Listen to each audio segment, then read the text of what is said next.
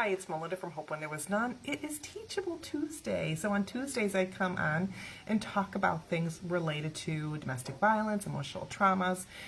Mainly the focus is on those emotional traumas of domestic violence and abuse and so on, because that is, I would have to say, 90%-ish of our viewers and listeners and so on. That's what they are interested in. So one question I do get asked a lot is, what do you do?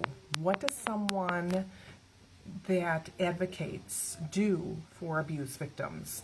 What is someone that does for a chronic illness? What is it you do? So for me, it's become just something that was a surrendering to a calling for me, the Lord's calling in my life, to share my stories. I have so many, as many of you do as well. We don't always have one story. It could be that your story relates to being a survivor of cancer or leukemia. Perhaps you lost somebody to suicide, or you're a recovering addict. Alcoholism, sometimes it could be opiates, something of that nature. It could be grief of a loss of a child, miscarriage, grief through a divorce even. We all have stories to share. And many of us champion that. If you look on your social media page, you can find breast cancer awareness or awareness for autism and so on and so on. So that's the step. You're doing advocating right there by sharing. You're sharing your story, you're sharing different resources and so on, and that's what I do. And so I don't need any special training to do this, even though many folks do choose to have a certification or to go to another level. Maybe they decide to become, they go and get a diploma, as an example, in criminal law or something of that nature, or forensics. So there's just different things that you can do. But for me, I don't have any certification in that. But I am with the Give Her Wings program advocacy right now. I am in that program. It's a year-long program. It's just one of many out there where women and men, mainly women, this is a focus on that, can learn more about domestic violence, the patterns, what you can do, and so on and so on. So that's what I'm doing right now. There is a Rise, there is the House of Peace. Off the top of my head, I know there's another one I wrote down. I don't know what I did with it.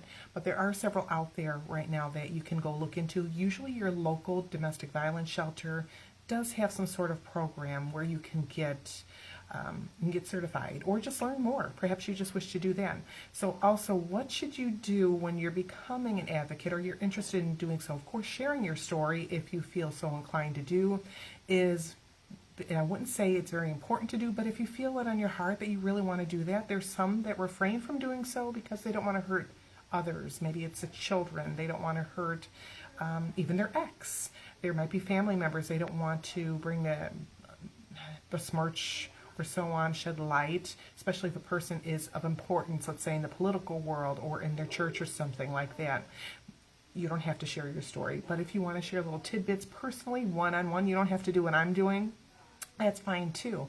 But also teaching that person, when you start diving into that person that really has opened up their heart, they're sharing these vulnerable parts with you, they're trusting you with their story, that is such a treasure, it's such an honor, and it's something that I feel very blessed to have people that do that for me, with me, and so on. They've taken that trust that I'm not going to go share it with Billy Bob down the street or Sally Mae at the coffee shop. I'm not going to do that. So having that trust, make sure that people can recognize and realize that they can trust you when they share those personal parts of them. And you might even want to tell them, I'm not going to spread this down the road. Whatever we say is going to be between you and I. I'm going to hold space for you right now. And sometimes those meetings can take anywhere, and I'm just giving you a spitballing here, whether you meet in person or on the phone, it could take anywhere from, I would say my longest one was probably about 2 to 3 hours, and that was actually in person. So it can take a long time. There's a lot to dig into. There's a lot to this person that's sharing you this blessing that she's giving to you. And so there's a lot to dig in. It can be very emotional too. So just be prepared for that.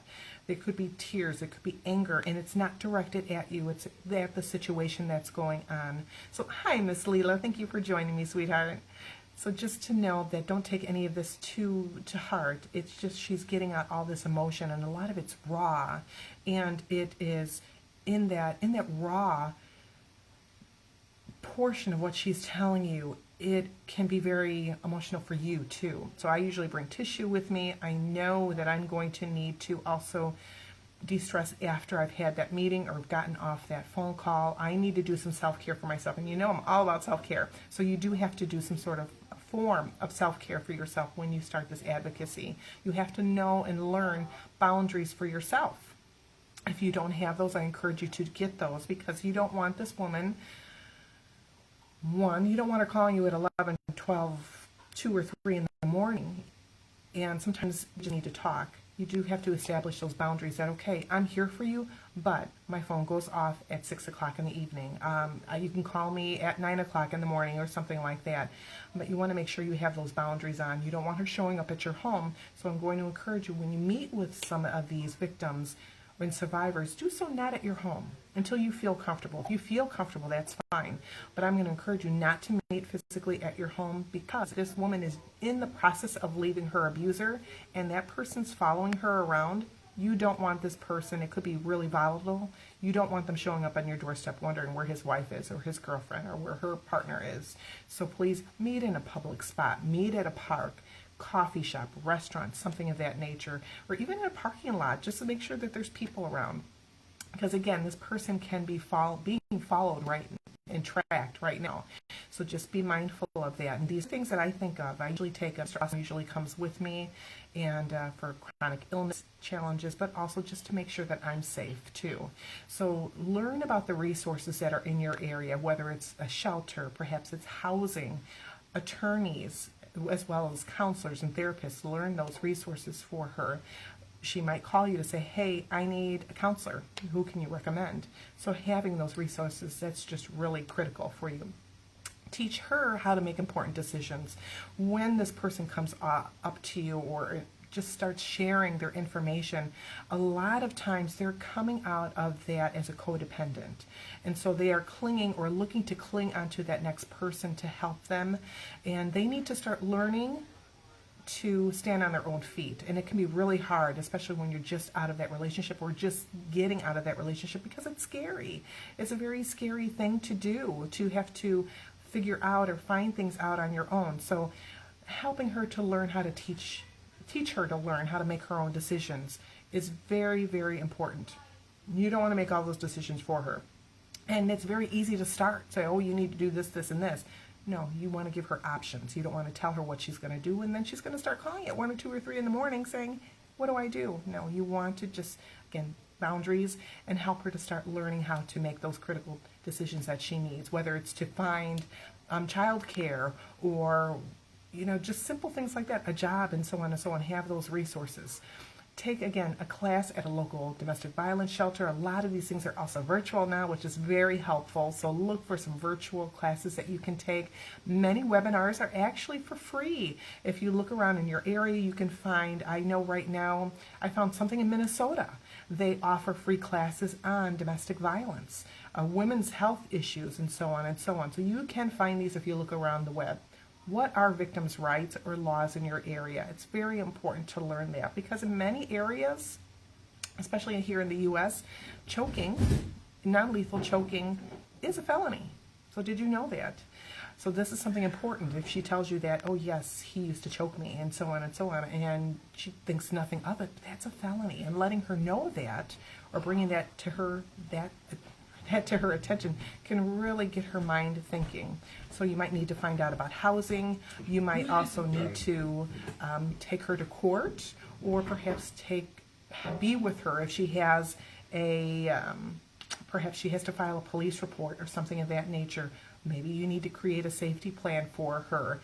Connect with other advocates. I know personally, if you are an advocate right now, I did start a group for advocates specifically, so we can connect and find those resources, not only just here in the States, but also throughout the world. That's what I'm looking to have, as a network of advocates. So if you're an advocate listening, by all means message me privately, but connect with others in your area, connect with others across the country. Learn again what are your local shelters and offer them support. Maybe they're having a drive where they're bringing awareness in October or Child Awareness Month, something like that. Start sharing their posts, repost some of those, repost podcasts that you find that deal with the topic that you're interested in advocating on, and also volunteer. Consider volunteering. Maybe there are some victims that can't take their pets. So can you foster a pet while this person is displaced out of their home or until they find a new home? Perhaps you can advocate for different legislation, new laws, and so on. Maybe you know that there's some new laws going on and you can help get, what are those things where you ask people to sign? Petition, thank you, babe.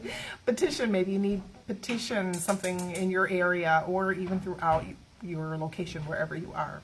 So I hope these gave you a few things to think about, and I'm going to encourage you to do it. If you would like to know more, by all means message me privately. We can talk. If you are an advocate for domestic violence or you want to, and you want to get in the group, that's fine. It's small right now, and there's not a lot of action happening in there. But what we have been chatting about here and there has been very valuable to me. It's sharing resources, sharing books, sharing webinars, and so on that are going on in our area. So if you're interested in that, let me know.